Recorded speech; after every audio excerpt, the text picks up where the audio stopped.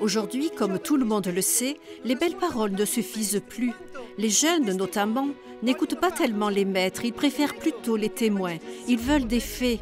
On pourra parler d'évangélisation nouvelle si elle est l'œuvre de chrétiens vraiment authentiques, qui sont les premiers à vivre ce qu'enseigne l'Évangile, et dont on puisse dire, comme des premiers chrétiens, regarde comme ils s'aiment et sont prêts à mourir l'un pour l'autre.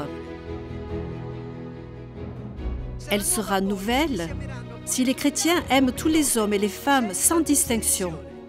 Elle sera encore nouvelle s'ils apportent leur pierre à la mise en place de structures qui répondent aux besoins de nourriture, de vêtements, de maisons, de ceux qui n'en ont pas. Et elle sera nouvelle, enfin, écoutez bien, s'ils parlent et annoncent l'Évangile seulement après avoir accompli tout cela.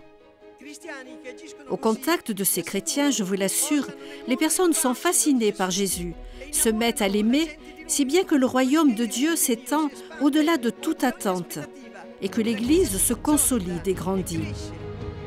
Elle grandit à tel point qu'ils peuvent élargir leur horizon et prier comme Jésus lorsqu'il a demandé au Père que tous soient un, appelant tous les hommes à tisser des liens de fraternité sur toute la planète. C'est un rêve qui peut paraître fou, mais qui est possible car c'est le rêve d'un Dieu. Et ces personnes-là y croient. Il y a des milliers, voire des millions de jeunes de tous les pays du monde en marche vers cet objectif. C'est à eux que Jean-Paul II a dit « Ce sont les hommes et les femmes qui savent regarder vers l'avenir, qui font l'histoire.